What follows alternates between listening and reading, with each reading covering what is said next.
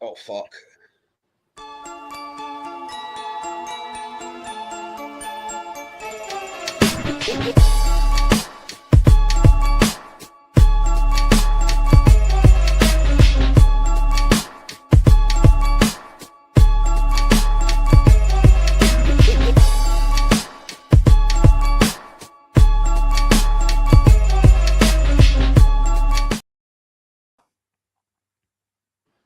Welcome back, everybody. I'm Jay. That's Maddie. This is Yankee and the Brit. It's week 14, and this year is just flying by. Yeah, welcome in, guys, to the show. Week 14. I think we basically know who every single team in the league is, bar a few. There are a few schizophrenic teams, let's say, who will show up one week and then don't show up the next. But we're going to be reacting to all things week 14. We're going to first cover the Dallas Cowboys loss to the Detroit Lions. What does that mean for the Dallas Cowboys playoff hopes? What does that mean for Detroit going to the Super Bowl? And how can either team improve or fix what needed to be improved? Jay, we're probably going to have to talk about the refs in that one again, unfortunately. And then we're going to move on to our early window preview and spread betting for week 14, where we go through every single game in that early window and preview the spread bets and what we would take. We're doing well this year before moving on to our late window Sunday night game and Monday night game, where we spread bet every single game with you guys as well. Finishing off with our fantasy players to watch. Guys, are you on crunch time for making it into the playoffs? Take our players to make sure that you get in there. Come join us for fantasy players to watch at the end of the show. But Jay, the Dallas Cowboys played the Detroit Lions and they went down. And didn't feel great watching that game. Not gonna lie, was a real struggle. I've had a real up-down sports week this week. The Dallas Cowboys lose, the England cricket team lose, but Lando Norris is the Formula One world champion as of an hour ago, so that's great. But that's a sport that no Americans really give a shit about, so that's okay. Besides Darius Butler, because for some reason he got into F1, which is very odd, but Terry Crews loves F1 as well. He always shows up in Vegas to drive some weird American car full of the F1 drivers and stuff like that as well. He doesn't know better, guys. Don't hit him up in the comments over the Terry Crews. He doesn't know better. Okay. No, it doesn't matter. Anyway, let's go to it's not horrible. It's just he's kind of a joke here. That's all. It's not like he's hated. Like he's kind of the punchline to some jokes. That's all. He's a massive meme in the UK as well. So that's okay. Was over borders. But the Thursday night game was the Detroit Lions beating the Dallas Cowboys. Jay, I'm going to start this on a positive for the Detroit Lions.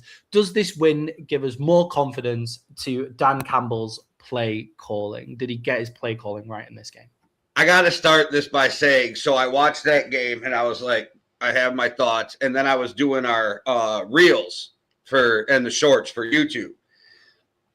And I'm listening to some of them and I'm like, oh, the way Maddie's talking, I was like, he willed them to a loss. Like, like you were so excited. Not that I'm really blaming you, but that overexcitement is like, we should have known better that if either one of us are that excited about our team, it's going down in flames. But I was kind of impressed with Dan Campbell. He called him and the punter made up. I'm not sure. Like him and the punter made up. I'm not sure what the issue was, but they're friends again. And he used them on 4th and 2. On 4th and 2, Dan Campbell punted. Yeah. Like, that was wild. This is the Lions, though, I think everybody's expecting to see. And when they don't, they're like, what the fuck is going on? Yeah, I agree. I think as well on Dan Campbell, like he managed a good game overall. There's a first time for everything. That's great. But what he did really well was he attacked the weak spot, like the true weak spot of the Dallas Cowboys. It was get the ball out of Jared Goff's hands into Jahmyr Gibbs over the middle. And the Dallas Cowboys were just immediately on the back foot because Jahmyr Gibbs had a crazy game just attacking that soft middle. The linebackers that we've brought in, we have a much improved game against the run, but we're going to really struggle if you have a Jahmyr Gibbs, a Bijan Robinson going a Christian McCaffrey going one-on-one against those linebackers. And Dan Campbell called the right plays to attack that area, and fair play. He started off the jump with Gibbs too. Like that was the thing. And when we were talking Thursday, I was like, that's who's going to hurt you if they hurt you. It's going to be Jahmyr Gibbs, right? So, like, which was the most obvious take. It's not like I'm peacocking about that one, right? Because that's the most obvious take. But it makes me go back to that draft, though. And I said this before, and I'm like, yeah, he just might be better than Bijan. And that's not taking a shot at Bijan. That's just how good Gibbs is. Like, he literally might be better than Bijan. Yeah, I would be interested to see Bijan in a place where he can actually get used. Like if Bijan was in the Detroit Lions and Gibbs was in, it would be interesting. But Jahmyr Gibbs is a top running back, and get him into those spaces. The Dallas Cowboys did start to stop that at points. They started to make a bit of a comeback. Like he then went off in the fourth quarter again once the comeback was kind of over, thanks to some interesting calls from referees. But the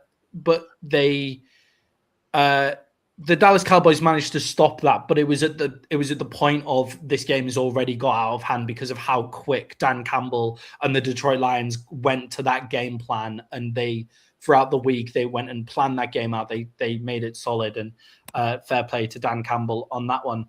Jay, sorry, go on. I was just going to say, I think that the Cowboys probably win that game if George Pickens actually wanted to be there.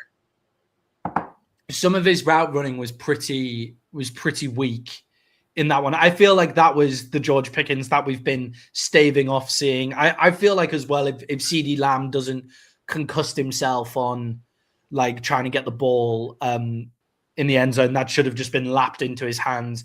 Dak was missing like down the field, like wide open touchdowns every now and again. But that happens. George Pickens, what can't happen is you need to run your route like to the fullest. Like it looked like he'd started to believe the hype. Like it looked like he was running his routes in the way that he'd started to believe the hype, which believe the hype, that's great, but you still need to put in the same effort that we've seen throughout the season. And that's the George Pickens that we've been going away for. But Jay, the Cowboys made a big resurgence. I thought that like they went 21. Thanks, I appreciate you. That's nice. It's Ronaldinho on his thing as well. It's Ronaldinho's his tag. But the Dallas Cowboys, Jay, I thought spoke a different language. It's a famous football player, soccer player. But the Dallas Cowboys look like ghost account. The Dallas Cowboys look like they were beginning to mount a comeback. They had some rough play in there to begin with, but they really did look like they had the beating of the Detroit Lions in that second half. They looked like they were able to make a comeback, but Jay, did the refs take away a comeback for the Dallas Cowboys? Do you think some bad play calling from the refs really made them struggle? Well, I think there was bad on both sides of the refs were just awful. And I'm just sitting here thinking, I do slightly resemble an egg, so he's not that far off. Anyway, well, it's kind of an upside down egg, I was just thinking, but whatever. Now everybody's like, I can't unsee it. I think the reffing in that bad was the officiating in that game was awful. And I think this goes back to what we've been talking about all year. Like the technology's getting better, the officiating's getting worse. I almost feel like the NFL is doing it to say fuck you. Like, I know they're not, but it almost feels like it's a big fuck you to everybody who bitches about the officiating, because that game got hard to watch. They threw flags over every stupid shit, and then there was phantom calls on both sides. I was like, what are we doing? Yeah, it completely destroyed like what looked like was going to be a fun, free-flowing game. And my big problem with it, Jay, is they let them play in the first quarter. It's like they really let them play and go out in the first quarter. Some of the cornerback coverage from the Lions they were coming. I was cool with it as long as it was going to go both sides and it was going to go all the way through the games. It was like rough coverage. I'm like, okay, yeah, this is great. Two offensive teams allow the defenders to play a bit rough. Allow the defenders to play some like rougher coverage. It'll make for a really good game, not just up and down the entire time. And then the flags just started flying everywhere. Like the laundry on the field was insane, like all the way throughout. And it just destroyed any semblance of a good game and anybody trying to get things back together.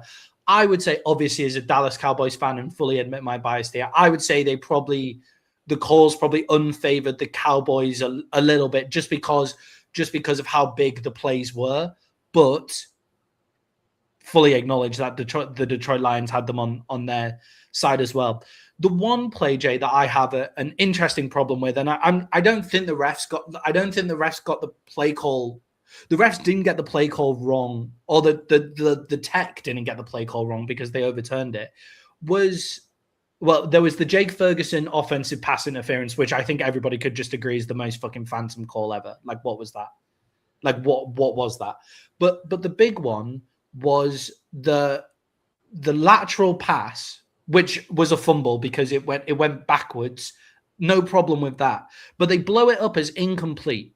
But Jake Ferguson recovers the ball and is on his feet, not downed, and has space to run into. And because they call the play dead, Jake Ferguson doesn't move up into that space.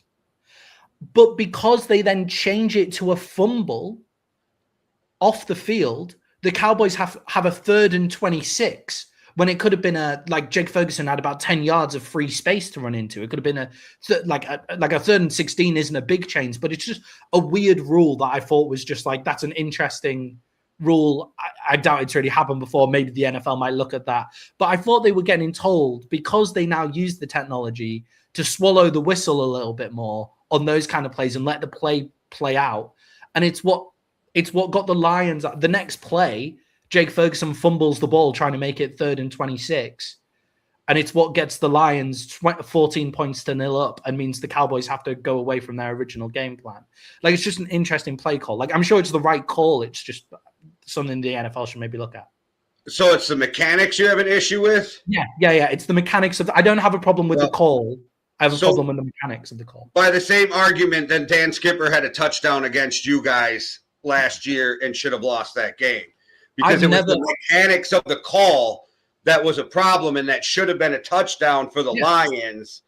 So, like that, yes, like that was the mechanics of the call. As long as they can confirm that Dan Skipper did call into the play, and if they confirm that, then it should have been a touchdown. That should have been a touchdown. Well, I'm just saying, we all seen him run up to the ref. I'm sure he wasn't giving him his lunch order. Right. That should have definitely been a touchdown. So there's things where the NFL should be looking at it and going, yeah, but that's the NFL. Like, if the whistle blows, it doesn't change. And I get people get upset, but it doesn't change the ruling on the field. And because it's the only sport where you really can have dead ball penalties, unless, like in basketball, to get a dead ball penalty, you almost have to catch a personal foul, right? You have to like get up and say something or something wild. Where in NFL, it's really weird because you can get these penalties that are in between plays more often. So I think the mechanics of the call, I don't know how they fix it, I guess. I don't know. Well, I do think on that one, it was a very clear lateral pass that should have been a fumble, and they should have let the whole play run out. I feel that's the issue. Right now, and then I'm not trying to defend them, but then this becomes an argument between the call and player safety and somebody, you know what I mean? So I don't know. Yeah, I just don't know if there's a mechanics that can be fixed in certain situations, because the NFL is so weird compared to other sports on where penalties and dead ball penalties and pre-snap penalties and, like, you know what I mean? It's such a different sport in the fact that basketball, soccer, they're all just ever-flowing games, it feels like. Yeah, I feel like it was probably the fairest way to have adjudicated that and to have ruled that was a replay of down. Like, I think, like, because they swallowed the play. No, because they didn't swallow the flag, and Jake Ferguson has the ball and is in open ground. So the play was called over when the play wasn't over. The play wasn't over, and they called the play over. Yeah, but that happens to guys. That happens to guys who catch a ball on the 30, and then they call it, it was incomplete or whatever, and then he doesn't get a chance to get up and run because the whistle was blowing it, but the ball was never incomplete. He caught it. Like that kind of stuff happens in mid play too. Yeah, and they should be swallowing their whistle more on that kind of stuff. That, I guess that's my point with the tech. But I get like player safety and I get like off penalty calls. It just feels like that felt wrong. Like that feels. Yes, that's the thing. Wrong. You're gonna feel grimy after some plays in the NFL, no matter what. It just that felt that like if that happened to any team, I think I would look at that and go, the difference between a 3rd and 16 when it's 7-0 and a 3rd and 26 is pretty huge. And then it's the fact that Jake Ferguson fumbles it on the literally I think it's like a play later or 2 plays later as well. That really pissed me off. And then if that was the only problem, fine, that was the only problem. But then offensive pass interference, and it's just like that game was atrocious. Like the reffing was horrific. We were just talking last week how the refs need to have some kind of accountability, and there is none. Which I think if there was some kind of bonus system, some kind of grading system, and they actually lost money somehow or gained money by doing it correctly, I think we'd see a whole different. But again, it comes back to full-time refs too. Really importantly, on the point of people watching this and going well, obviously Matty's saying this, he's biased. I did text Jay during the thing saying how terrible the penalties were against Detroit at points as well, and I said, Fox won Dallas in the Super Bowl and they've paid the referees. There was a lot of play calls against Detroit as well. So on my original question, which was, did the refs cost the Dallas Cowboys a comeback? I think because of the time and how big the play was that they called the penalty, maybe. But most importantly, they cost us an actually really good game. And it was atrocious. Jay, did the Dallas Cowboys become too pass-centric early on in that game? They obviously go down very quickly. Do you think they went to the pass a bit too quickly? Yes, but I don't always blame coach for that, because when you get down, if it's easy for us as the fans and after the game or the media to go they should have stayed the course and run the ball. Yeah, except if they let Detroit get up another fucking touchdown, then the game's over earlier, right? So I get this argument, but it becomes at what point do you have to just go for it and try to keep this game close?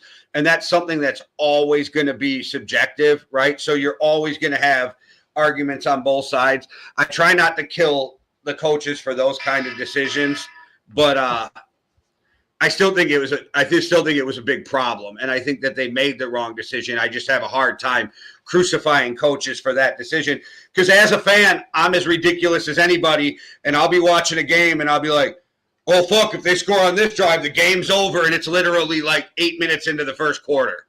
Yeah, I think the Cowboys can score so quickly. They've shown it in other games. They should be building they play their best when they're building their offense off the run game. And that doesn't mean that they're the best run team in the world. It just because their and their offensive line is much better against the run as well. Dak faced a lot of pressure in that game. So if you're running the ball, you're giving play action, it gives your offensive linemen some help as well. In that as well. In the game, the Dallas Cowboys don't win football games by Dak Prescott having 47 dropbacks, 47 pass attempts. Sorry. Javonte Williams still had 17 carries, so it's not like they didn't run the ball. It was just they came off running the ball pretty quickly. Do you feel like this makes the Cowboys hesitant to pay Pickens? Because I really feel like he's the reason you guys lost that game. I think throughout the season, I feel like he deserves the pay. I feel like it might make them a little hesitant, but because are you now oh, this is the George Pickens shit? Is that it might be over the top. I'm just wondering if you think that has an effect. My one problem with not paying George Pickens is not actually this, because if we get the season of production we've had with George Pickens with a couple of these games thrown in, I'm still okay with that deal. That's fine, right? What I don't want is George Pickens gets paid and then this becomes his new normal. Does he feel did he play that way because he feels like he's already been paid? He feels like he's already earned his money and that's why he played like that. I don't think so. I think he has shown since coming to Dallas that he does have that kind of dog. It's just, I could understand worrying about it. I have to bring it up because of the show, but for me, honestly, I think he's the reason you lost the game. I don't think it's a trend.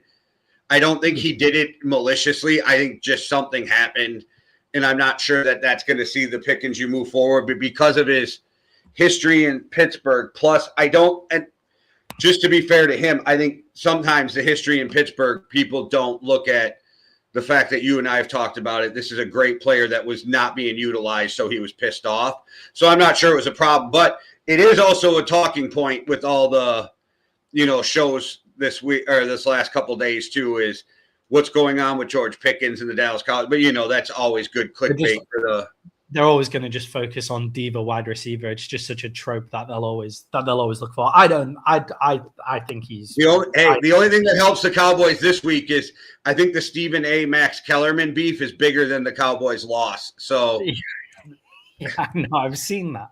I don't really know what that is, but I've seen it.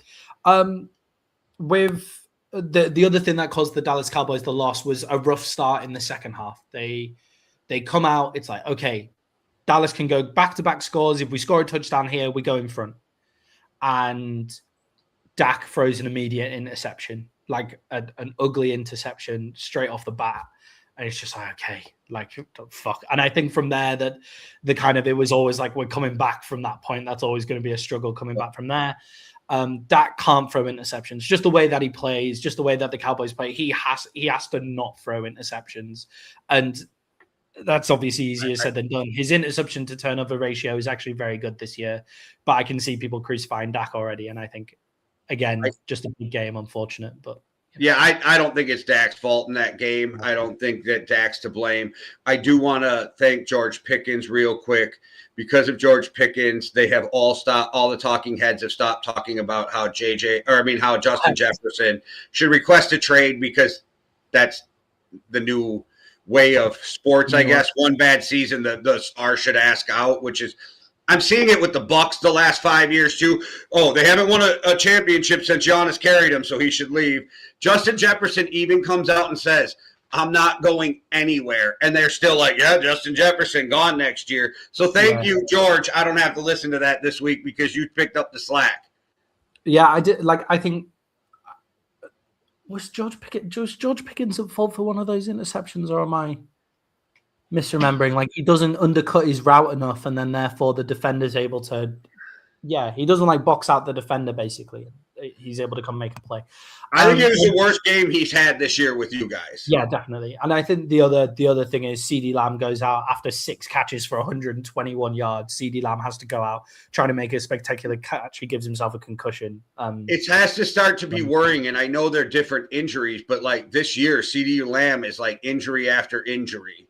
Yeah, he's just getting banged up. This one was a bit of a freak one, like coming down and smacking the back of his head, trying to make a spectacular play. That's what happens when they label you injury prone. I'm not saying he is, but everything you have, you can have a foot one time and a shoulder the next, and they're like, that guy's injury prone. And you're like, yeah, it's like Joe Burrow has this pretty much the same injury like every single time. Or it's an injury to a similar area. It's just a slightly different injury. It's to his lower knee. Like that is basically where. Well, that's the problem with Michael Penix, right? He had those 2 awful knee injuries in college. And now he's injured again. So they're like, oh, he's injury prone. It's like, well, he just got fucking hit really good. So I'm not sure that falls into injury prone. But that's us in the sports world. We're right away got to label somebody something. Yeah. And there's a big concern. He suffered a concussion. Like, while he was coming up, where CeeDee Lamb was coming up there, it genuinely looked like he didn't know where he was. Like, he knocked himself out, like, whilst trying to, which, like, that's the kind of shit I don't want to see George Pickens knock himself out, but that's the kind of shit you want to see from, like CeeDee Lamb is not as talented as George Pickens as we've seen this season, but CeeDee Lamb is a straight up workhorse and puts his body on the line. The reason he looks injury prone is the amount of work he was having to get through for the Cowboys at the end of the season last year. Like, because it was the whole offense was give the ball to CeeDee Lamb underneath and he'll go make a play, like go make a yak play, or it was throw the ball up to CeeDee Lamb and see what happens, So, and he looked like he was out on his feet. So, yeah. The other thing, Jay, last thing on the Cowboys, we'll talk about the Lions very quickly after this. But is that the Cowboys' chances of the playoffs over for you? If they win out every game from here, I think they're 10-6-1 if they win out every game. The only reason I say yes is because I saw a stat that they have like a 9% chance of making the playoffs after losing that game. And that means that there's a lot of shit that would have to happen for them to get into the playoffs. Yeah, I agree. Like, I've seen the 9% chance. Look, it basically what needs to happen for the Cowboys to make the playoffs now, just because like the Cowboys will be very rightly pissed off if they don't make it going 10. I think it's 10-7-1 because like every other year of the extended playoffs, 10 wins gets you in, and 10 wins gets you in. Like every year of the extended playoffs so far. The only way they can get in now because of the NFC playoff picture really is the Philadelphia Eagles now have to lose 3 games, which if they lose against the Chargers and the Bills, they're the 2 that I've seen. But then they play the Commanders twice and the Giant, like they play the Commanders twice and then the Raiders another time or something like that. So that third loss would have to be Jaden Daniels comes out and looks absolutely amazing. But here's the problem. Go on. The NFC West has 3 teams with 9 wins. The NFC South has 2 teams with 7 wins. The North has 3 teams with 8 or 9 wins. And then you're sitting with 6 wins. So like you're battling 6 teams for a playoff for a wild card spot. Yeah, exactly. And with the Cowboys, like it's 10 wins. It's tough. Like that, I don't think they'll make it into the wild card round just because of that. Like they won't make it into the wild card round. So they need to win the division. So can the Dallas Cowboys make the playoffs? That's the 9%. I bet they're like, yeah. Can the Dallas Cowboys make the playoffs? Well, it depends how you feel about the fall off of the Eagles towards the end of the season. Because so what we're pretty much saying is the only way not the only way, but the only way for the Cowboys to make a sure run at the playoffs is that they have to beat out the Eagles for the division. Yeah, the Eagles have to lose 3 times. The Cowboys have to win out from here. The Cowboys' schedule now is a piece of piss. It's like they played these 4 really difficult games all back to back to back, and then they've got the Giants once and the Commanders twice now to finish up the season. Or it's like, they've already played the Commanders. It's the Giants twice and the Commanders once or something. So they need the Eagles to lose 2 games. The Eagles have got the Chargers today. They've got the Raiders next week. Commanders. Bills, Commanders again. So really we're looking at how much better are the Commanders now Jaden Daniels is in. And that's the question. I don't see the Eagles losing 3 games. I did see them losing those 2 games, one against the Chargers and one against the Bills, but I don't see them losing against the Commanders. So if I was betting today's important. Today's important for you, Maddie. I'll be watching that Eagles game. Well, next week. It's not next week, sorry. It's on Monday Night Football, sorry, isn't it? Monday. Well, okay, this week's important for you, though. Yeah. Big deal. Jay, what about the Lions' playoff contentions? Like, do you think this performance gives some confidence to the Lions making the Super Bowl? We've said that Dan Campbell is their biggest problem, and Dan Campbell was a genuine asset to them in that game.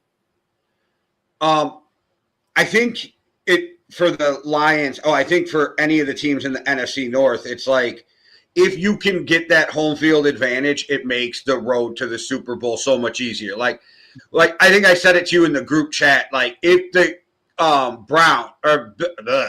if the Bears can win the North and get the first round bye, it changes everything you think about how far the Bears can go, because it made your first games at home. And then if you win, you get the NFC Championship game at home. It's 2 wins and you're in. It changes the outlook for anybody right now if you can win the number 1 seed. But I think that the Lions are one of those teams where if they don't get the number 1 seed, you're probably not getting to the Super Bowl. You're good enough, but I just don't have faith in Dan Campbell to not make bad decisions, which puts you behind the 8 ball. The same guy who changed life in Detroit. And don't get me wrong, he changed life in Detroit after 30 years. It's the same guy. I don't think it's the same coaching that's going to get you to the Super Bowl. So I think the same guy who turned it around is going to end up being the hindrance to you in the playoffs. Yeah, you get guys that come into companies to save the company from liquidation, to like save the company from going bankrupt, right? There are people whose skill is doing that, but they're not going to be the CFO of Amazon for the rest of the time. Like that's not their skill set. Dan Campbell is the guy you bring in to fix shit, and Ben Johnson was the guy that takes you to the next level. Like that's so really they should have made that handover from. It's so hard, but yes, I agree. We've talked about this before. It's so hard to get rid of Dan Campbell when you're doing that well, but Ben Johnson's the guy. They would never have done it. It would have been crazy if they did do it. It would have been too risky. Like NFL teams are actually quite risk averse just in general. Like NFL ownerships, especially, like if the team is doing okay, then that's usually fine because billionaires line in their pockets. So, but the big call would have been getting Ben Johnson because he's the guy that takes you to that next level. Dan Campbell did fix everything. And look, if Dan Campbell got sacked for the Detroit Lions, which he definitely won't, but if he did, and then would you be surprised if Miami were all of a sudden a playoff team again if they hired him? Or like, the fucking Bengals would be amazing if they hired Dan Campbell, like to go get that kind of stuff done. Or the Falcons would be amazing if they went and got Dan Campbell. Like Dan Campbell is a great place to go if you're a struggling team, but he can't take them to that next level.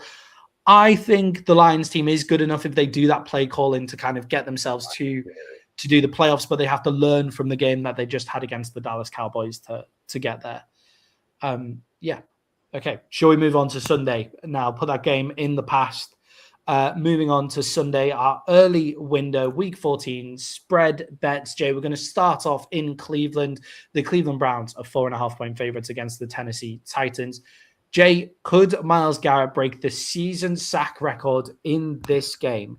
He's got 19 sacks. 3.5 to tie it? Yeah, 3.5 to tie it. He's got 19 sacks. The record is Michael Strahan and TJ Watt at 22.5. Do you reckon he makes it? 4 sacks in this game gets him there.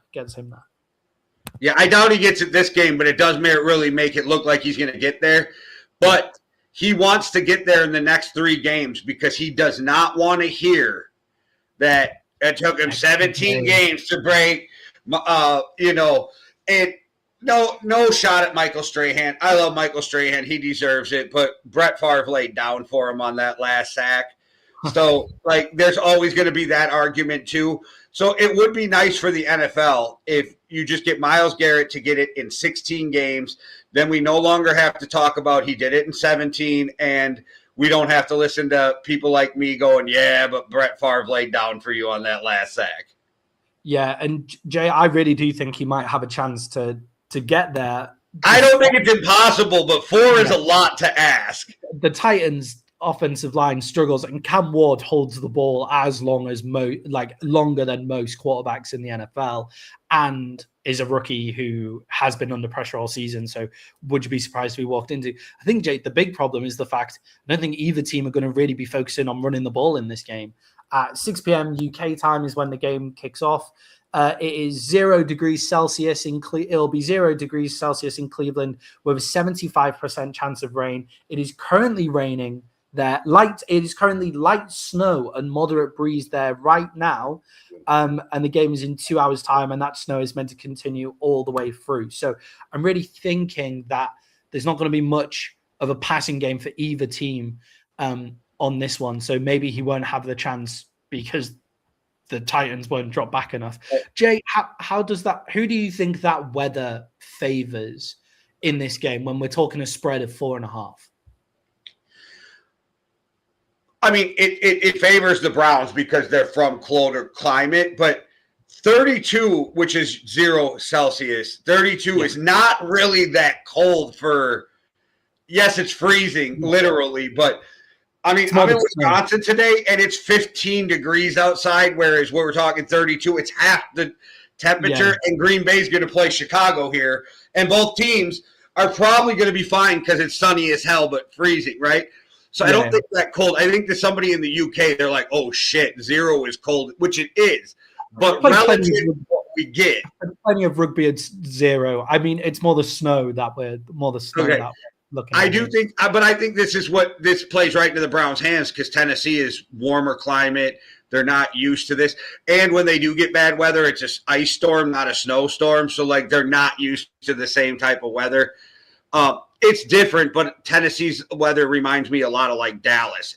It's not as warm as you think it is, but it's never as cold as other places. Yeah, I think with that as well, like, the Browns, look, the Titans have a sneakily good run game. Like, their run game is okay.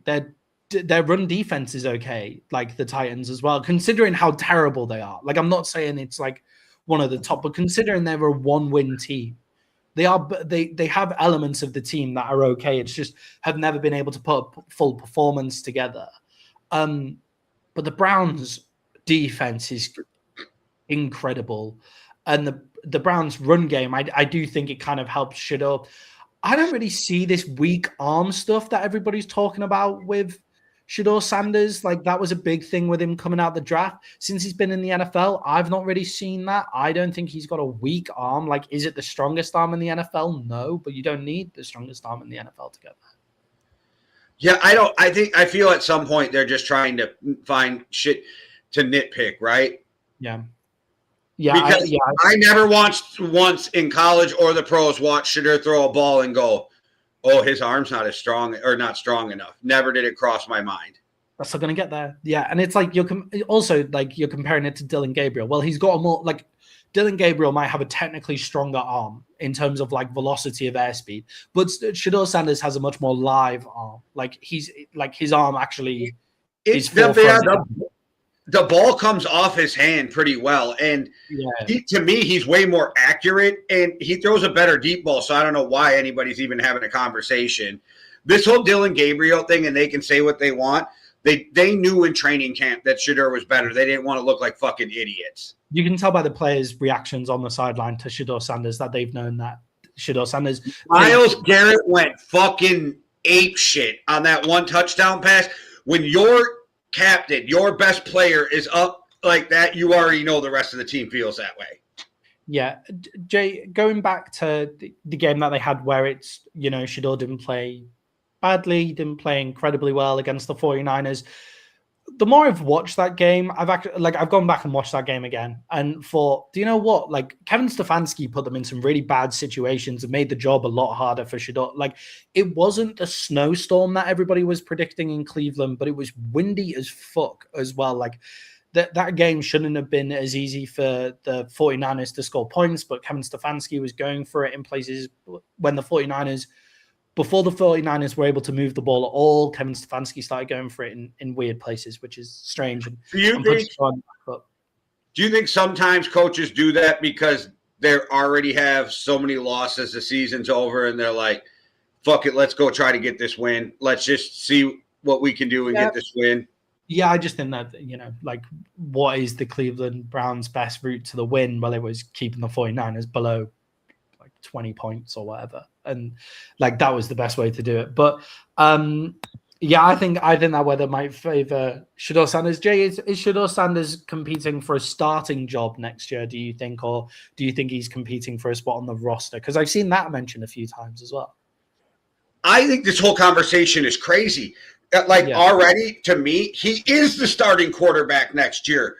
Where do you fucking go? And like, you know what I mean, Maddie? Like, where are these talking heads coming from? Where do you go if it's not Sheuder? Are you going back to Dylan Gabriel? Because we already seen this movie, and it's not that – even if you think Dylan Gabriel is garbage, the Browns let you know we don't think he's the starter because they're sticking with Sheuder, right? Like, if they really thought Dylan Gabriel's the starter, they'd have put Sheuder back on the bench. Are you going with Deshaun Watson next year? Like, what are you doing? Are you drafting a quarterback first? That's it, right? Like, that's the point there. It's are they going to pick somebody up in free agency? Like, maybe. I don't know why you would if you've got Sheuder there, because you've got unlocked all the guys you can pick up on free agency. We kind of know the potential. With Sheuder, you have unlocked potential, which the Cleveland Browns really need to become a really good football team. And they're not going to be great next year either. Like, their roster is better. Their defense is great and stuff.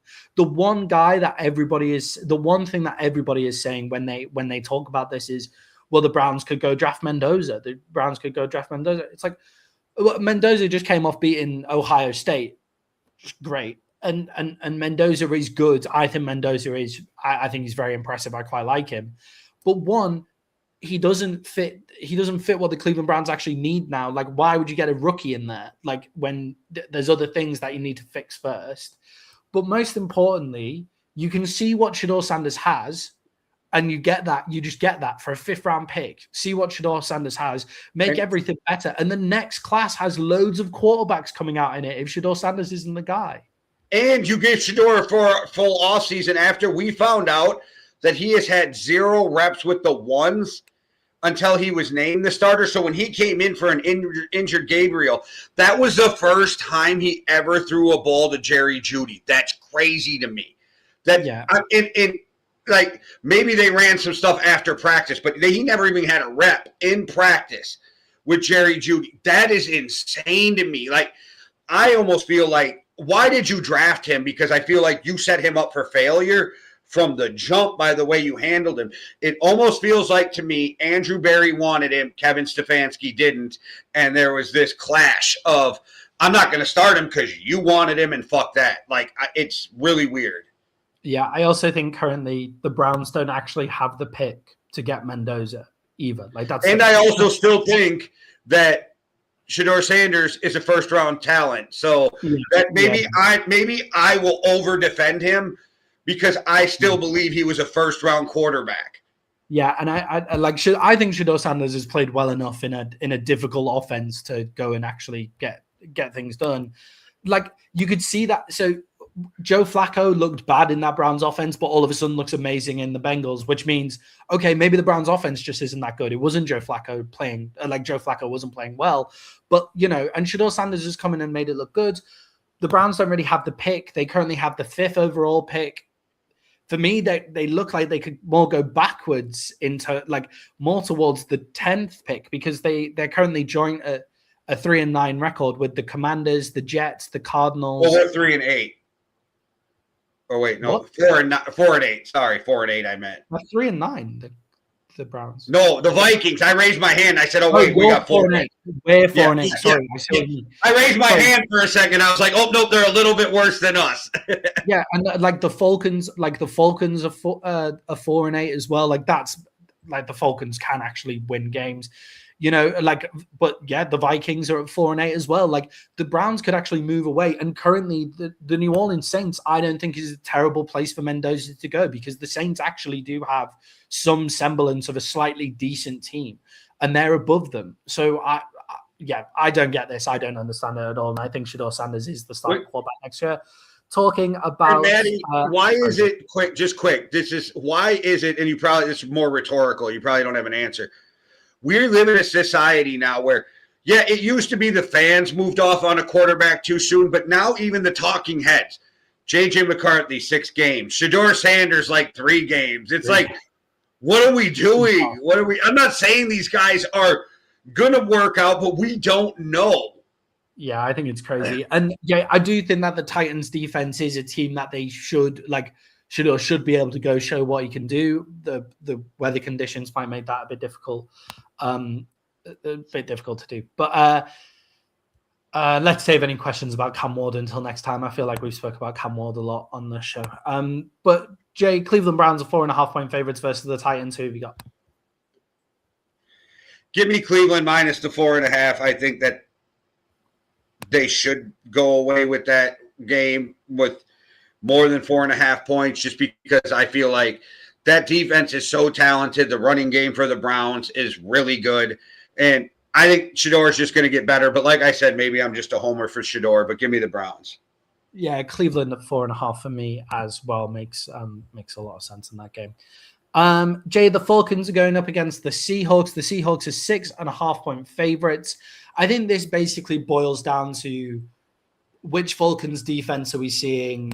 Can they put Sam Darnold in a bit of a spin? Because the way that you seem to put Sam Darnold on a spin is if you can get pressure with the front 4, which the Falcons are sometimes able to do, and then have plenty of disguise behind him, then Sam Darnold doesn't read that disguise as quickly as other quarterbacks. So then the pressure makes him throw stupid passes and stuff like that. But the big question, Jay, is will the Seahawks defense just be able to shut down any Falcons production whatsoever? Yeah, it makes you, well, I don't think they'll shut down all their production because I still Kirk will figure out a way to move the ball some, but I don't even think this game is going to be as close as the spread. I mean, it could be because it's the NFL and one score, but I feel like the Seahawks should just come out and dog walk the Falcons. Yeah, I feel like that Seahawks defense is still getting not as much love as it deserves. For me, it's in the same category as Denver, Houston, Cleveland. Wow. Like for me, that Seahawks defense is still there. If you look at all the numbers, they're top 5 in every category. They're with the same, like they're in that crowd in the same thing. And they just make when they're on you, they're just better. Then they get to the quarterback. They get pressure every time. D-Law is having a great season as well. And then their coverage is solid. So I think the Seahawks put the Falcons in a bit of a bind here. Kirk Cousins has been moving the ball much better than people have been given credit for. I think he's had over 200 yards in both games that he's played, which over 200 yards is not crazy, but considering what people were saying about Kirk Cousins before, that is it's much better than what people give him credit for. They finally gave the ball to Bijan Robinson against the Jets. One of the other big things in here, Jay, because I know I was trying to say I don't understand how the Falcons actually lost that game. It's their special teams. They have the worst EPA per play on special teams in the NFL, or the fourth worst, sorry. The fourth worst EPA per play on special teams in the NFL. The Seattle Seahawks have the second best. The Jets had the third best. So we could see some special teams going around here. Jay, I imagine you're taking the Seahawks. I'm taking the Seahawks as well. Okay. Moving quickly off we're in week 14 now. There's some games that just don't really mean as much. Jay, the Jacksonville Jaguars are going up against the Indianapolis Colts, and this is a game that means a lot. The winner of this game goes to the top of the AFC South. The Colts are 1.5-point favorites. Jay, the Colts have lost, I think, 4 out of their last 5 or 6 games. Can the Colts halt the slide? Yes. I think that what helps them, and it sounds stupid, is I think being on the road actually helps them sometimes. If you look at their stats, not necessarily win-loss record, but their stats, they put up more yardage in their run game on the road than they do at home, which is weird to me. And if you can ride Jonathan Taylor, I think it makes your life a whole lot easier. Now, I'm starting to feel like this relationship with me and the Colts is turning toxic, so I'm hoping they can turn it around. Otherwise, I'm in a toxic relationship with both of these teams by the time the game's over. Yeah, sorry, also, just to correct myself, the Colts have lost 2 in a row, but they've lost 4 in the last 3 games. They've lost 3 in the last 4. That would have been impressive, losing 4 and 3. I'm just saying. Yeah, 3 in the last 4 games as well. Jay, for me, I think the Colts have played some pretty good teams in that time, like the Texans. The Texans just defensively are incredible. We'll talk about them later. The Chiefs, they lost against Patrick Mahomes, just went crazy. In overtime. Yeah, they lost against the Chiefs in overtime where Patrick Mahomes just went crazy. I do think maybe this is a bit of an overcorrection, but I think the big question here is the Jacksonville Jaguars at the start of the season were getting 3 turnovers a game.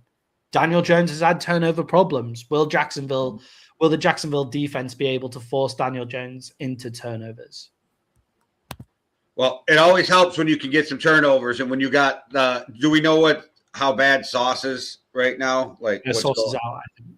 Okay. Like I said, though, they played without him. They're good without him. It does help. I mean, it helps when you have Sauce Gardner on the other side of Ward.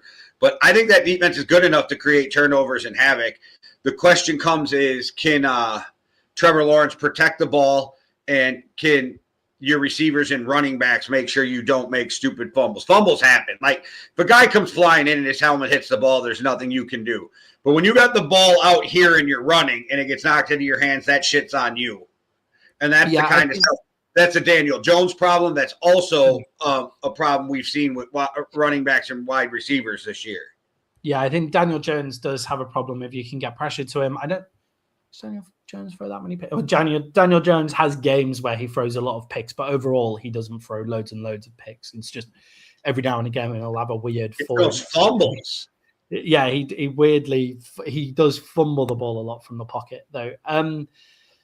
Jay, on the other side of the ball, Jacoby Myers seems to be doing a lot for Trevor Lawrence. Do you think Jacoby Myers is going to continue to help Trevor Lawrence make that step up, having that reliable wide receiver that's in the same place? Yeah, I mean, if he doesn't, then what are we doing with Trevor Lawrence? Because we're giving Trevor Lawrence every excuse in the world. And don't get me wrong, he did have problems with his receivers this year, not extending for balls, not wanting to get hit, things like that. I think we've seen a lot of drops over the league this year too, which is just odd number I think we've seen of drops this year. Yeah. Or maybe it's just the best teams are dropping the ball, so it seems more prevalent, or the teams that we expect to do well. And guys like Jefferson and Lamb aren't catching, like, are dropping balls, and we're like, what the hell, you guys never drop balls. But I think that this game comes down to how well, for the Jags, how well Trevor Lawrence can move the ball, execute the offense. And they have to, both of these teams are best set to go behind their running game. Like, I think both of these teams should be trying to run the ball like a ton this game. Yeah, they're two teams where everybody kind of talks about their quarterbacks, but actually their running games are the things that do them. And it's not necessarily because, like, the Jags have Travis Etienne and Bashal Tutin. It's because Liam Cohen has created a great running game. Whereas on the other side of the ball, the Colts legitimately have one of the best running backs in the league. So they've kind of gone away from, the Colts have kind of gone away from him in these two losses. And I think they would be served quite well. Getting back to Jonathan Taylor. Just a final point on Jacoby Myers there, Jay. Jacoby Myers has hauled in 86% of his targets, which is so much better than Brian Thomas Jr. was doing. He already has 2 touchdowns in the 4 games that he's played for the Jags. He's led the Jags in receiving in 3 of his 4 games and is second among AFC receivers in first down receptions since his arrival in Jacksonville. So this turnaround in Jacksonville's form, I do think, is by having a really reliable wide receiver like Jacoby Myers. And what that does when you have a reliable guy like that, it frees up, like, Brian Thomas Jr. might come a bit looser, might be able to get those catches in, might not have as much double coverage and stuff like that as well. So they have got better since Jacoby Myers was here. Jay, the Colts are 1.5-point favorites. Who have you got in this one? Yeah, I'm sticking with the Colts. Give me the Colts minus the 1.5. This will be the time, though, that Trevor Lawrence comes in, and then he'll make me want to, like, get back into a toxic relationship with him. I personally wouldn't bet this game. It's a divisional game. The Colts struggle when they go to Jacksonville a lot of the time. AI took the Colts as ChatGPT took the Colts as a best bet, but they also took the Cowboys as a best bet. So we'll see what they say. We'll see what happens there. But I'm taking the Colts overall. I think the correction that we've got between the Colts slide against some really good defenses and the Jacksonville playing a bit better against some questionable defenses, I think, like, that's what's made the line so close. And actually, the Colts are just better than the Jags. Jay, your Minnesota Vikings go up against the Washington Commanders. The Commanders are 1.5-point favorites. That is after the line started out with the Vikings as 1.5-point favorites in this one. Jay, is JJ McCarthy playing in this game? Because I saw he had a clubbed hand when I last saw him in training, but that was just to stabilize the fracture, as far as I know. And Jay, if he is playing, do you think he has the ability to move the ball against a really weak Commanders defense? Hold on, he was playing as of last night, so I'm checking that now. I'm pretty sure he's playing. Let's go as he is playing. Let's go as he is playing. Well, that does make a difference. But I mean, the Commanders are bad. So for defensively, so you hope this is kind of a game where you see JJ calm down, the game maybe slow down for him a little bit. I think they need to try to run the ball a ton against them, make it easier on JJ. I do think this is a game that the Vikings should win, but it doesn't mean they will, because I don't know what we're going to get out of the quarterback. For me, JJ is playing. He's cleared concussion protocol. So JJ McCarthy is playing in this one, as far as I can see.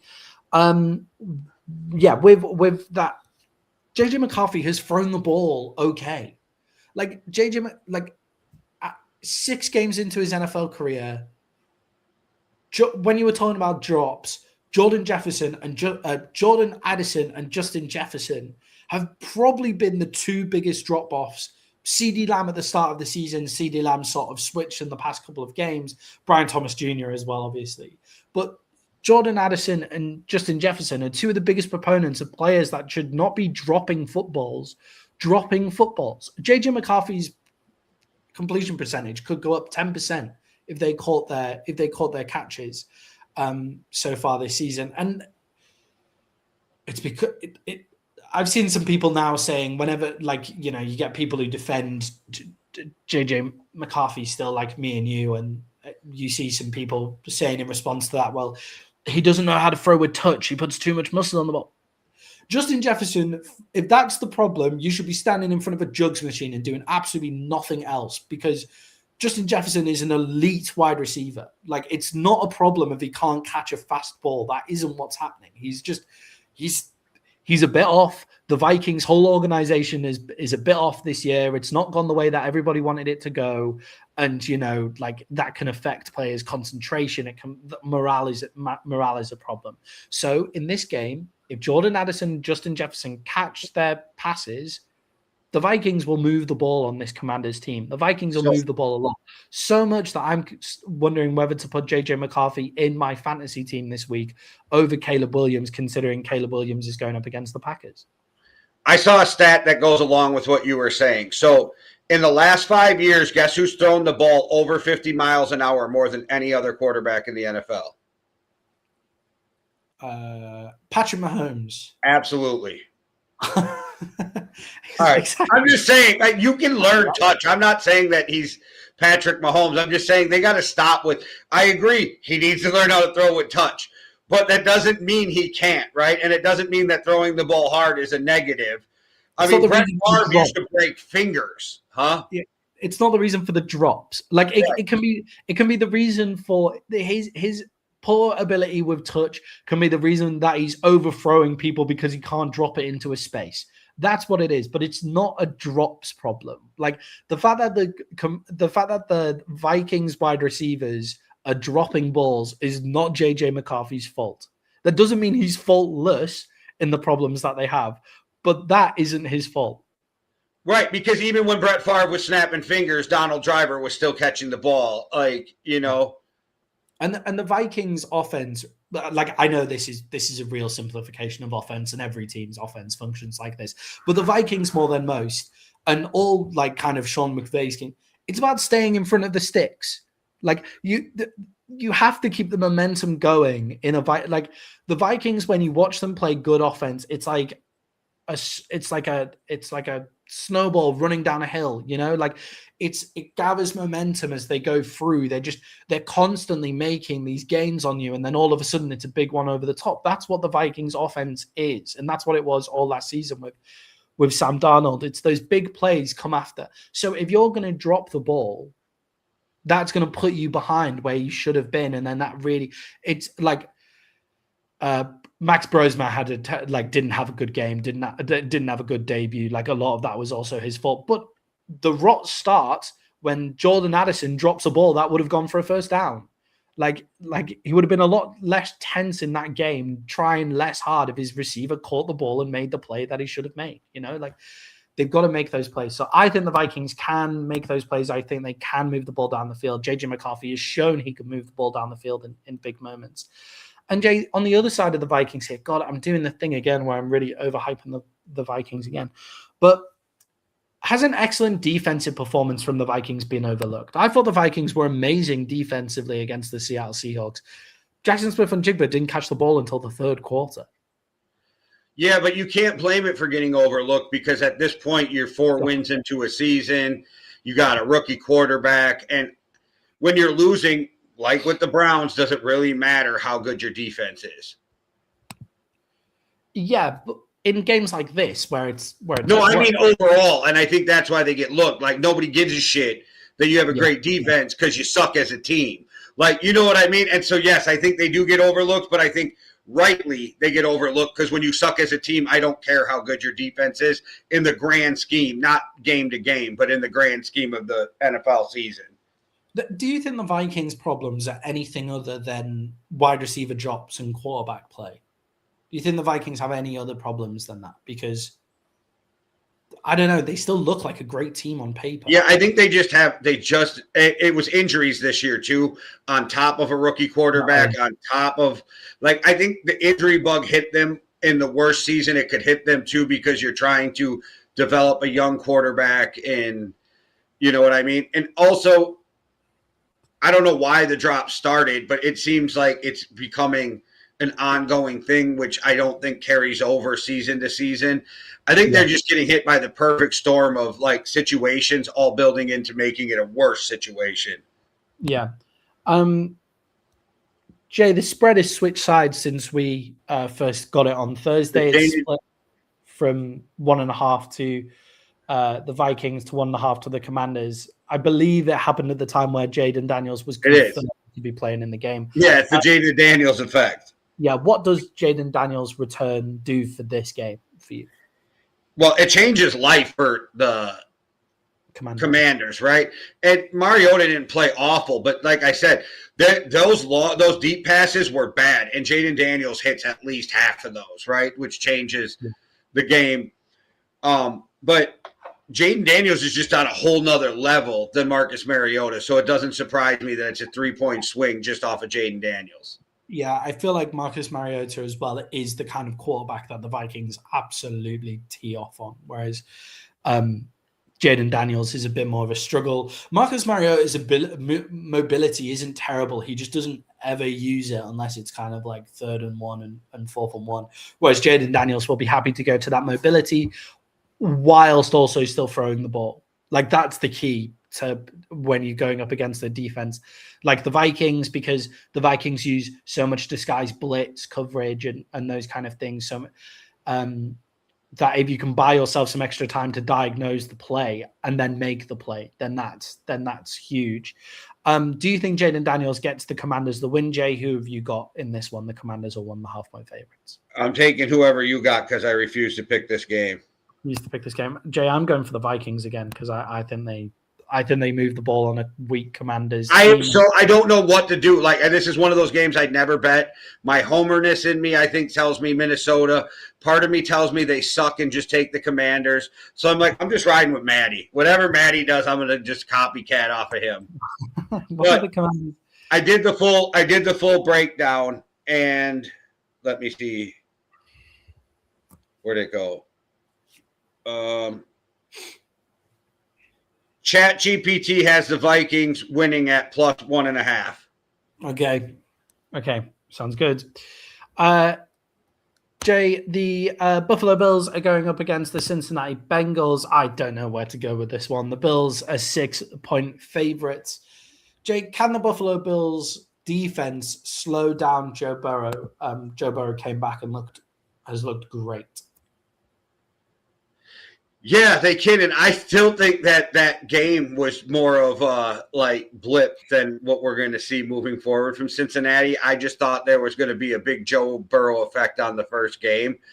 I don't think we're going to see Joe Burrow and Cincinnati balling out like that. I don't think we see Cincinnati's defense playing the same way they did, but I think I think the Bills can do enough to contain them. I don't think you'll stop them, but I think they can do enough to contain them.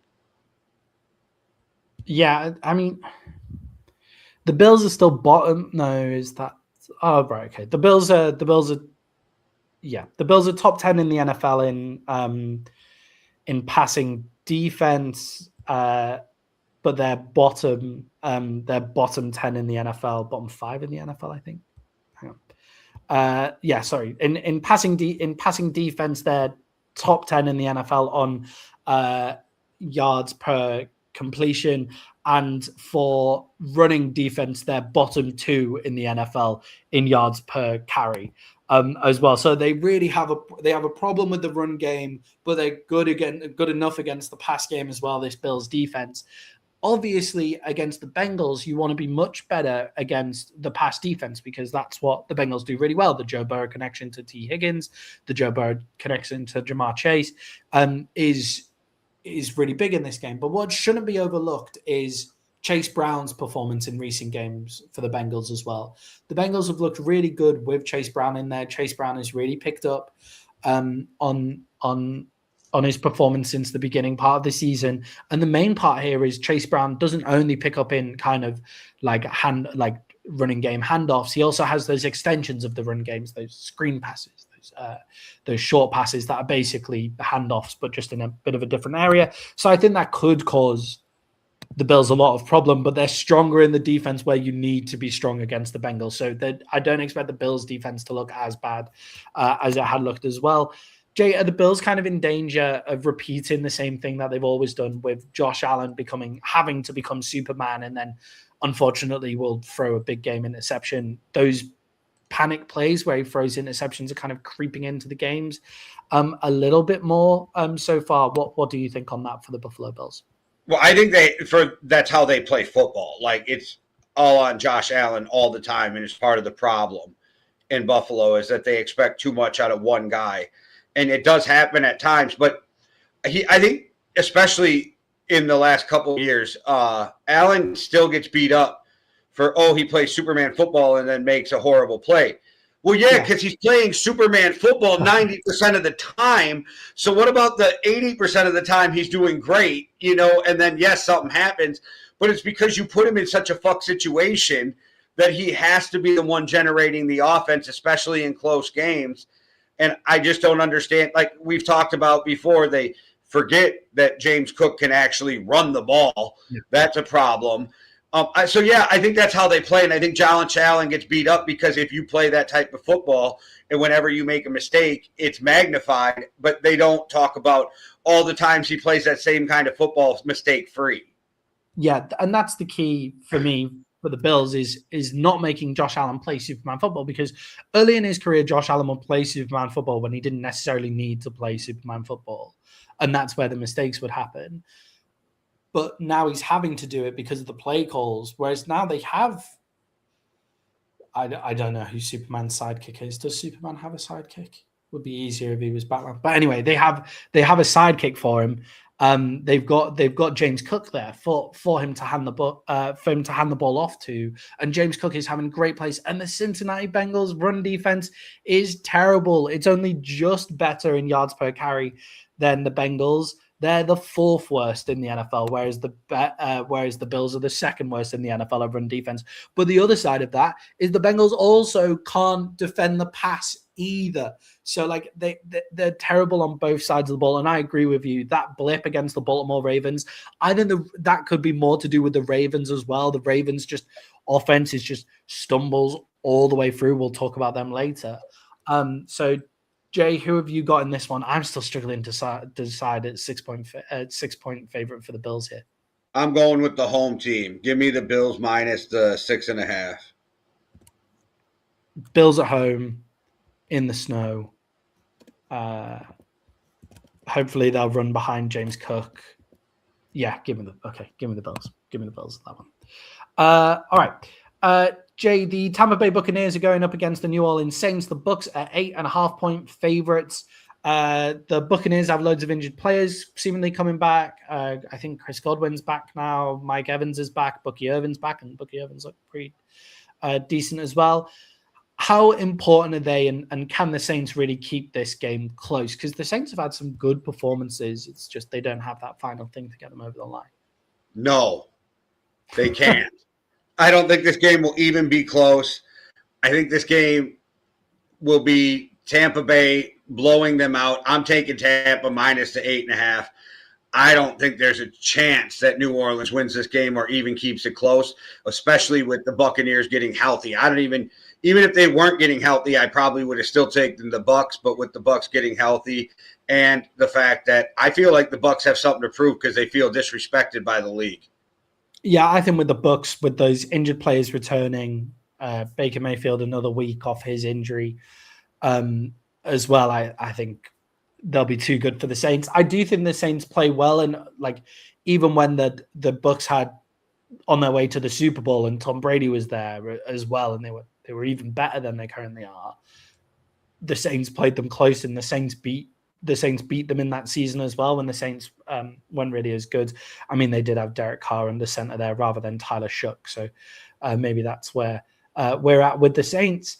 I think that Kellen Moore's doing a good job, but I'm taking the Bucs in this one as well at 8.5-point favorites. Let's move on to the Baltimore Ravens, who are 6-point favorites against the Pittsburgh Steelers in the AFC North showdown. There's a big feeling that these two games between the Ravens and the Steelers will decide who goes to the playoffs out of these two. Jay, is the Baltimore defense's resurgence for real after watching them last week against the Bengals? No, and then that's a wild, and you're not the only one I heard say this, right? But it's like resurgent. I just watched the Bengals come out and do whatever they wanted in that game. I have no faith in their defense this year. I don't love the scheme that they run on the defense either with the players they have. I'm not a big fan of Baltimore in this game, but oddly, my head is telling me it's the Steelers. My gut's telling me it's the Ravens. So I'm still really torn on this game. Yeah, with that Ravens resurgence that everybody was talking about, like who backed the Ravens at the start of the season, they've been basically saying like, oh, the defense was horrible to start the season, but the defense has really got it together and the offense will start to click. Well, this is what happened. The Ravens gave up 17 points. Like, to start off the season, they gave up 41 points against the Bills, and then they gave up 17 points, but that's the Browns. They gave up 38 points against the Lions, 37 against the Chiefs, and 44 against the Texans, before then only giving up 17 to the Rams. So here is where the resurgence kind of starts. That game against the Rams. They give up 16 against the Bears, 6 against the Dolphins, 19 against the Vikings, 16 against the Browns, and then 10 against the Jets before giving up 32 against the Bengals. Well, Jay, their resurgence was the Dolphins, the Vikings, the Browns, and the Jets. If you don't have a defensive resurgence against those teams currently, then your defense is terrible. That's what happened. There was no defensive resurgence. They can't play defense. They played shit offensive teams. That is what happened to the Baltimore Ravens. They get no pressure. They can't cover for longer than 3 seconds as well. The Baltimore Ravens didn't have that resurgence here. But Jay, on the other side of the ball, the Steelers, their defense hasn't been great, but also their offense has got nothing done. Their offense has been really stuttering. How can the Steelers get their offense going in this game? What plays should they be running? Who should they be targeting? What have they got to do? Well, that's the thing. If you can't get your offense running against this defense, then I think you're already in trouble. Yeah. I think, but you got to run the ball. Like, you have to run the ball if you're Pittsburgh. That's how your team was built. Run the ball, play defense, even though you're not playing the greatest defense. And I feel like you got to figure out how to get DK Metcalf more involved in this offense. Like, you paid him all this money to come in. You did something you never do. You go out and you trade for a guy, you pay him a ton of money, and then you don't get him involved in the fucking game plan. Yeah, and then to start the season, they were taking those shots down the field to DK Metcalf, and they were scoring loads of touchdowns. They were playing really well, and then they've gone away from that. They become the Steelers. They become more risk averse as they go through a season. Like, they just become completely risk averse. For me, it's take risks. It's because, most importantly, once you stretch out the field by keep the Ravens honest, because the Ravens cornerback room isn't great, and that secondary will really struggle. With Kyle Hamilton's moved into like the front seven a bit more. So you stretch the defense, which gives Jaylen Warren more space underneath, and Jaylen Warren's actually been their best offensive player this season. So if you can get Jaylen Warren some more space receiving underneath, then I think that's it. But they have to go out and try and stretch the field to start this game. And then, Jay, same question for the Ravens. How did they kickstart their poor offense? You just ride Derrick Henry and Lamar Jackson's legs, get that running game going, and that'll open up the passing game for you. So I think both teams, again, would be best served to try to get behind that running game. Yeah, I agree with that. Jay, the Ravens are 6-point favorites in this game. Who you got? I'm deciding right now. Give me the Ravens -6. Okay, Jay, I'm taking the Steelers in this one. I basically said at the start, whoever is the underdog, I'm going to be taking them in this game because I don't trust either of the teams. If you're giving me 6 points as the underdog, then I'm pretty happy to take that. But I don't trust either of them either. Jay, we're going to finish off the first part of the show before we go to with our best bets. With the New York Jets and the Miami Dolphins. They're weirdly a best bet that we disagree on. So I've best bet the Miami Dolphins at 2.5 points. Jay's best bet the New York Jets. And it's a game that neither of us really want to talk about because they're both just two shit football teams who have no consequences whatsoever. But the game that this comes down to, Jay, for me, is whose run game comes out on top. Surely that's the question here because the Jets have a bit of a run game resurgence starting here. Breece Hall is getting moving and Devon Achane has been incredible. And he could genuinely be saving Mike McDaniel's potential offensive coordinator jobs. I think the game comes down to Tyrod Taylor for the Jets, and I think that's who takes him over the top. All right, okay. Why? Why do you think Tyrod Taylor? Because that's been the Jets' Achilles heel is their passing game. They've been good at the running game.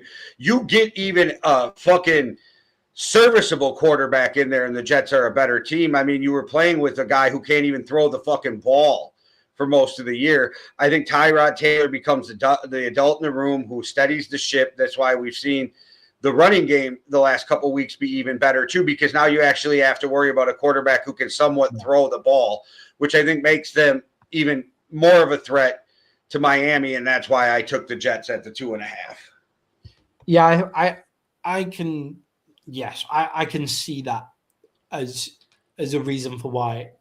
I just think Miami is actually, with that run game and with their defense, they are just a better team. Tua as well. Tua has been more accurate in the past couple of games since he had that 4 interception game, and everybody was talking about benching him. He's been more accurate since then, and they have wrinkles off this run game now. It's not just the same run game that they've got going on. They've had wrinkles off it. And Jay, Darren Waller was back in the game last week, and Darren Waller should have had a couple of touchdowns in that game as well. It's just some good defensive play. Darren Waller was a touchdown machine at the start of the season as well, and gave Tua a good option. So I think that the Dolphins will win this one as well. But a mad one for us to both be disagreeing on, and it'll be but it's not a mad one for us to disagree on as a best bet. It's just who wants to talk about the Dolphins and the Jets at this point in the season, apart from what are they going to do at quarterback? How do you rebuild both of these teams? Don't actually care about the games that they play currently. So we'll finish that one there, and that'll round out the first part of the show. Guys, it's getting later into the year. The nights are getting darker, and to power through those dark nights and to keep us awake rather than going to sleep earlier, we need you to help us out with maybe buying us a cup of coffee. Me and Jay set up the Yankee and the Brit nearly 5 years ago. And in that time, we've gone up to about 7 shows a week. And with the help of our loyal community, we've been able to keep growing. But we want to grow even more. And that's why just giving $5 or £5 could really help us out in our Buy Me a Coffee fund. And all you have to do is hit the Buy Me a Coffee link in our YouTube descriptions. That'll be on every single video. You can give £5, $5. You can give it once, you can give it every month. And what that does is it allows us to grow and even buy ourselves a coffee every once in a while.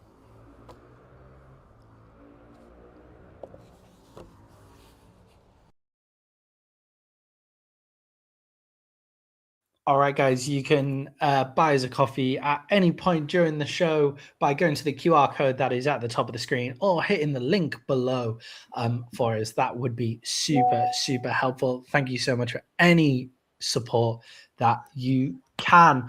All right, moving into the late window. We're half an hour of the show left before kickoff starts in the early window. If you've missed any of our betting spreads and would like to know, then you can just rewind this video and go look at what we've been saying. But Jay, we're going to start off the late window with the Las Vegas Raiders going up against the Denver Broncos. The Broncos are 7.5 point favorites. Jay, I kind of said at the start of the season, that I really trust the Broncos. I'm going to back them in plenty of games. And then I kept on getting burnt when they were more of a touchdown favorite. And then I've said I'm never going to bet the Broncos when they're more of a touchdown favorite again. They're 7.5 point favorites in this one. Do you trust the Denver Broncos to win by more than a touchdown? No, but I'm still going to take them because they like to play close games, but the Raiders are just ass. So I feel like you just take the Broncos, grit your teeth, and hope they score more than 7.5 to win this game. Yeah, I don't really trust them in these games at all, with the one score games and stuff. But the Raiders offense is so bad, and I just think it's going to be open day for the Denver Broncos defensive line, right? Like they're really going to just hammer Geno Smith into the ground. Yeah, it's a long day for the Raiders. It's just I don't have faith in Denver to pull away and win a game. I have faith that Denver wins the game. I don't have faith that Denver knows how to pull away, but yes, the Raiders are so bad that I'm going to take the 7.5. Yeah, I definitely agree with you on that one. I'm taking the Broncos in this one as well, Jay, we move on to the Arizona Cardinals going up against the Los Angeles Rams. The Rams are 9.5 point favorites in this one. Again, a game where it's just, it's one of those games for the Rams where it's not really it's a no-win game for them like they had last week. You're expected to win, go out and win the game. And if you don't win, what the hell is going on? Jay, after losing to the Carolina Panthers last week, do you think the Rams will come back and win this game? And is 9.5 points a bit rich against a feisty Cardinals team? Yeah, and we're at this point now, too, where it looks like Jacoby Brissett may be their starting quarterback next year, too. But since Jacoby Brissett's been playing, he's got some of the best stats in the NFL as a quarterback. Jacoby Brissett's been playing well. It's very impressive. He seems to even be playing better with Harrison out than when he was back, and now Harrison's back, giving them even more weapons.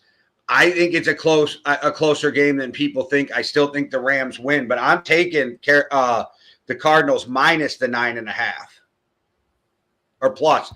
I'm taking the plus on the 9.5. Yes.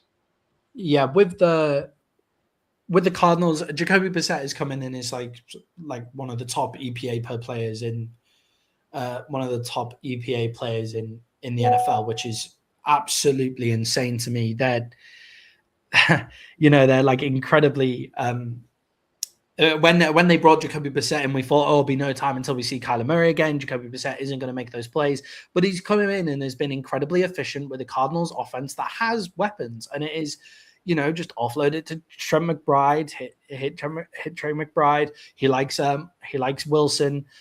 He broke the record. He broke Jameis Winston's record of, was it the most completions in a game? Like he's got that ability, Jacoby Brissett, to cause problems. But for me, the Rams defense is so strong and is a really great defense, and they shot the bed against the Panthers. I think they're going to come back angry. I think they're going to run the ball down the Cardinals' throat, and then I think they're going to get their big plays to the Rams again. It's a divisional game. It's at home, which for the Rams doesn't usually matter. It matters more to the Rams than it does to the Chargers, but like being at home is a big deal. They're on the road. What I meant was they don't have to go as far on the road as they had to go to when they were going to Carolina. They're just going over to Arizona. It's a closer road game for them. Jay, give me the Rams in this one. I trust them to bounce back. The reason we've kind of bounced through those games is the next 3 games are really important. So stay with us for those. The Green Bay Packers go up against the Chicago Bears in our last game in the late window. The Packers are 6.5 point favorites. Jay, this feels like it could be for the NFC North by the end of the season. Do the huge improvements in Caleb Williams' escapability give the Bears what they need against the Packers? Micah Parsons has been getting loads more pressures, but Caleb Williams has gone up in a stat that's called it's like a scramble. Sorry, it's like a sacks per scramble stat, right? So every quarterback in the NFL is minus in this, apart from Josh Allen last season. Caleb Williams, it's an EPA stat. So Caleb Williams was minus 108 in this stat last year, which was worst in the NFL. He's now top 5, which is minus 17. He now is at minus 17, which makes him top 5 in the NFL as well. And that is his scramble per sack. So he's really great at that escapability and getting rid of the ball, which is key to this Bears offense, because this Bears offense is all about staying in front of the sticks, getting on your run game. And if Caleb Williams can start hitting that completion, he undoubtedly needs to get his completion percentage up. But that is the big difference in why the Bears are winning games this season, is Caleb Williams being better at escapability. Do you think that level of Caleb Williams gives them what the Bears need to beat this Packers defense? I will be cheering for the Bears, but I am taking the Packers in this game minus the 6.5. So I hope everything you said comes to fruition and the Packers have to eat shit. I just still think that when it comes to Green Bay and Chicago, Green Bay still got the edge. Jordan Love's been playing great, so as long as he keeps completing those passes off his back foot, it's almost impossible to defend. I love the Packers running game. I think Josh Jacobs is just one of the things that really set this Packers offense off. I think he's proven that they actually made the right decision when we all questioned it with Aaron Jones. Was it a lateral move? I don't think it was anymore. I think that Jacobs is the key to this game, but the way Jordan Love's been playing is like out of this world, throwing out the back foot. And it's hard to cover all those number 2 receivers that are running around on the field. Yeah, I agree with that. With Jordan Love, it's always the question of which Jordan Love are we going to see. Like, he's quite, when he's playing well, he's incredible. And this Toyota-thon thing, like, you know, when they start to hit the end of November, December, he seems to play much better football in that area. So it's all about which Jordan Love we see, right? And I remember thinking at the start of the season, like, the Lions probably have a better roster than the Packers. The Bears, I don't know. I like what their team building was, and them getting Ben Johnson felt important. And the Vikings, better roster, probably, like, player for player than the Packers. But the big question was, Jordan Love had the most upside in any of the quarterback rooms. So do we get that upside of Jordan Love? And look, I guess we'll see in this game. Jay, that Bears run game against that came out against. Sorry, the Bears run game in the last game against the Eagles, and the Eagles are a traditionally great run defending team. That run game that they had going on, I would argue, is better than the Packers run game. The Packers have a top 10 run game defense. Do you think the Bears can still run the ball to that same efficiency that they had last week in this game? Yeah, well, the problem comes into, like, they do have a good run game, but the Packers did give up some of their run game stopping ability to go get Micah, which, you know, good for you to do what you need to do. But it does hurt a little bit in the run game. But I do think they'll slow them down. I don't think that the Bears are going to be able to run the ball, control the game that way. I think they are going to force Caleb Williams to make some plays to win this game. Yeah, and I personally think Caleb Williams has been making those plays to win the game. Caleb Williams has not been consistent over the games, but when it's a play to win the game, like that pass to Cole Kmet last week, that's the thing that iced the game. That was a stunning play. He escapes the pocket with touch into Cole Kmet over the top. Really great play. So I think Caleb Williams is doing that. Jay, I'm taking the Bears in this one as a 6.5 point dog. Again, I think it's largely down to the fact that these teams, I think, are both so close. So if you're giving me 6.5 points, I'll take the 6.5 points from you. Jay, on to Sunday Night Football, another huge game, because this is a must-win game for the Kansas City Chiefs. I know this game doesn't technically mean they're out of playoff contention, but realistically, if the Kansas City Chiefs lose this game, they are out of playoff contention. The Kansas City Chiefs are 3.5 point favorites against the Houston Texans. Jay, with the Chiefs missing both of their starting tackles, is the Texans defensive line just going to be completely too much for them?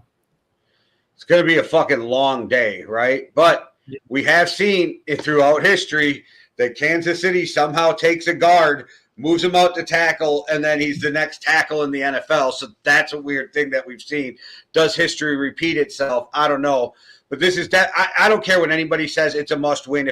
I think the Chiefs are in danger of not even making the playoffs right now. So if you don't win this game, I think your hopes of the playoffs are over. And I start to think you start to see some of the wheels fall off because players start to get anxious, especially ones that are used to being in the postseason, and they're going to miss the postseason. I think you see a collapse at the end of the year if they don't win this game. But with that said, I think these are the type of games Patrick Mahomes, Andy Reid, and Travis Kelce come out and figure out how to win. Yeah, I think we all get a bit like, I think Kansas City with their back up against the wall is always going to cause everybody a problem, right? Patrick Mahomes on the run, he's been one of the better scrambling quarterbacks in the NFL this year. He, in that stat I was just talking about in like scrambles per sack, I think he's top 2. It's like between him and Josh Allen, because Josh Allen has such a freaky, like when he scrambles, he just scores touchdowns like every single time. So his EPA per play is obviously mental. So I think Mahomes is second in that stat that I was talking about before. So that is obviously huge when you're coming up against a Texans defensive line that is really great and going up against a team that's missing both of their tackles. Now, in terms of their missing both of their tackles, it's Jawan Taylor is doubtful. Josh Simmons is out on IR. He's done for the season. Jawan Taylor is doubtful for the game. So they're going to Jalen Moore. Jalen Moore is the guard that they've been pushing out to left tackle. Jalen Moore is currently their starting left tackle with Josh Simmons out, but he's also their second right tackle and their second right guard. Trey Smith, also doubtful as well. So I'm not 100% sure where they're going to be playing Jalen Morris in this game or who's going to fill in in this game as well. They'll probably have Jalen Moore. Sorry, they'll have Jalen Moore starting at left tackle, and then they're looking at starting CJ Hansen, who's their fourth string right guard, because they need Wenyon Morris to move out to right tackle as well. Like, they're really struggling for players on that offensive line. It's all their multi-cover depth players that are having to go into areas. And I think the Houston Texans are a team that you do not want to do that against. The Houston Texans are an amazing defense at getting to the quarterback, but Patrick Mahomes is Patrick Mahomes. Jay, the big thing here is the Buffalo Bills, to beat the Kansas City Chiefs, they went man-to-man in this game because the Chiefs have the ability to dial you up. The Texans don't really go man-to-man. They play mostly in zone. Do you think the Texans will switch what they do to go up against Kansas City? No, because I don't think they have the right fucking players to try to go man-to-man all game with them. Will you sprinkle more in, throw some more blitzes, maybe because of a weak line? I think the Texans just stick with their game plan and try to get pressure with the front four, because if you get pressure with the front four really quick enough, doesn't really matter what you're playing on the back end. And if you get enough pressure, then you get quarterbacks to get off their spot, make mistakes, and create. That's how you create turnovers, because when you're playing zone, the corners are looking back at the quarterback, which makes it easier for those turnover plays. I don't think they switch up what they do. I think they do what they do really well, and they're one of those teams that they're like, yep, you know what we're going to do, and you still have to come out and figure out how to beat us. Yeah, I really do think that the Texans are going to get plenty of pressure with 4 here against a really banged up offensive line. This kind of takes me back to the Super Bowl, the Brady versus Mahomes, the first Super Bowl that when we had this show, so it must have been 5 years ago, where the Chiefs' offensive line had just completely disintegrated and the Bucs just wailed on Mahomes that entire game. But Jay, for you, Patrick Mahomes back against the wall. It's basically playoff games from now until the Super Bowl. Do you think Patrick Mahomes is going to come up with some playoff magic in this game and carry the Chiefs to a win? And do you think it'll be by more than 3.5 points? Well, that's it. We're taking – I already have the notion that we're going the opposite way with each other on this game. Yes, I think Patrick Mahomes comes up with enough magic to figure out how to win this game. I think Andy Reid figures out how to scheme enough to get Patrick some time to get the ball out of his hands. I think it's a lot of short passes to really fast, athletic guys. I think you do a lot of screens, different things, quick releases on slants. I'm taking the Kansas City Chiefs minus the 3.5 to keep their playoff hopes alive. Yeah, I'm going for the Texans in this one. I don't think you'd be surprised after my analysis. But I think with the Texans defense, after what it did to the Colts and after what it's done to multiple good teams throughout the season, the Texans defense is one of those defenses that has you questioning your offense and whether you're getting offense right at all. And if you're putting that up against a weak and banged up O-line, then give me the Texans in this one. I'm actually pretty excited for having the Texans on my fantasy team this year. They're projected to only get 5 points out of this game. I'd be surprised if they get less than 8 in it this week. Jay, Monday Night Football on our final game before we go to fantasy players to watch. The Los Angeles Chargers are going up against the Philadelphia Eagles. The Eagles are 2.5-point favorites. Joe, we've already mentioned it, but the Eagles had a terrible running game defense against the Chicago Bears last week. Do you think that was simply a blip? That's a new fold onto what the Eagles have been struggling with this year, because they've never had a problem with the run game. No, it's not a blip from last week, because we haven't seen this running game be anything we thought it was going to be. Run defense, sorry. Run defense. I misheard you then. I misheard you. Yeah. I was going to say, because I was like, I ain't seen Saquon go off yet, but the run defense struggles for the Eagles. I think it's a lot to do with their offensive struggles, because now your defense is on the field too much. Guys are tired. I think this is what we're seeing, though, is that the Eagles' offense isn't doing anything we've expected. They don't move the ball like we expected. And we watched the Eagles 2 years straight control the NFL by controlling the time of possession, running the ball, and then beating you up on defense. And that's not what we're seeing. I think the defense is overworked with the Eagles, and that's the problem. And I'm not sure that changes anytime this season.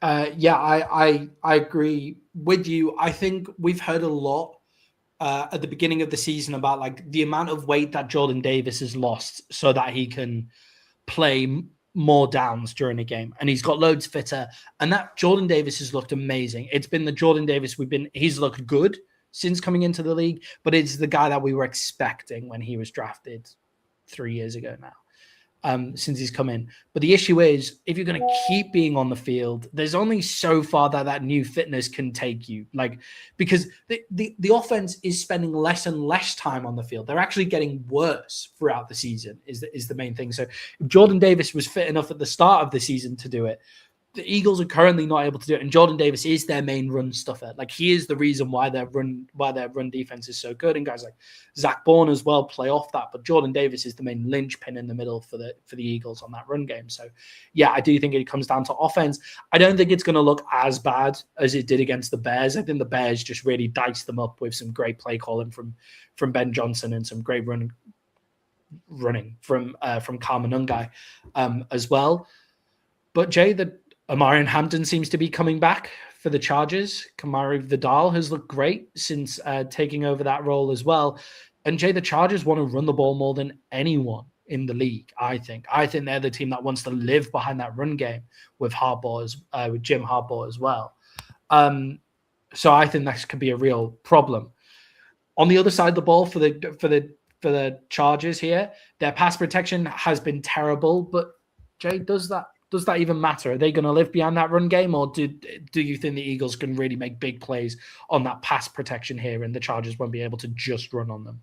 Well, and I think that's the thing with the Chargers is I think that the Eagles can kind of sell out for the run in this game and not have that much worry, because, again, I've been beating him up for 2 years now, but I haven't watched Justin Herbert go, watch me, I'm going to carry this team to a Super Bowl. I haven't seen this. I think that they go, but again, it's Jim Harbaugh, so you go as the run game goes. Yeah. I think this is actually going to be a decent little battle between these teams. I think part of what's going on with the Eagles, I'm not sure gets better unless that they figure out how to get that offense going. But in this game, I think it's going to be a low-scoring game anyway, and I have more faith in the Eagles than I do the Chargers in this game, so give me the Eagles minus the 2.5. Yeah, I think in this game, I think are the Eagles slipping to the low that they had in 2023? Is that what's happening to the Eagles? So. I just think yes. I don't know why. Obviously, I'm wishing for it to happen. So, like, like take my analysis on this, everybody, with a pinch of salt. As a good historian, I acknowledge all my biases. I do want this to happen. But it's just like it just looks like it's getting slowly worse. Like with what happened last season is it started off bad and got better towards the playoffs. Whereas this is getting slowly worse, just like it did in 2023. Now, do I think they have enough to kind of get past the Commanders? Yeah. Like, so I don't think the Cowboys will win this division. I think the Eagles will still make the playoffs. It's just when they play good football teams, they're going to struggle. And we've seen that from the Eagles in the past couple of weeks. I think the run game is going to be a problem for them. I wonder if with Amari and Hampton back in and teams really starting to sell out for the run now, I wonder if we see same levels of production from like Quentin Johnson on the outside again that we got earlier on in the season. I wonder if we start to see that potential fantasy player to watch, Quentin Johnson here as well. But for me, Jay, it was actually one of my best bets of the week. Chargers plus 2.5. Give me the dog here with the Chargers getting their best, with them getting their best running back room back in, and they're able to kind of get behind them here. And after mentioning fantasy players to watch, Jay, that is the final segment, 8 minutes before kickoff. So, Jay, who should people be putting in their team that they might be having questions about?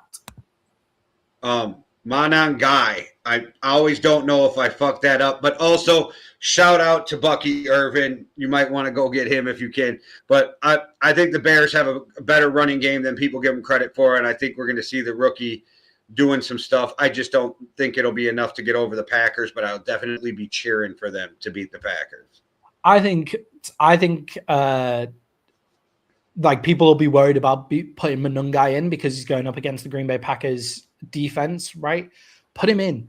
Micah Parsons doesn't stop the run that well. The Packers are like top 10 defense in the NFL on the run, but actually, like, a lot of it is because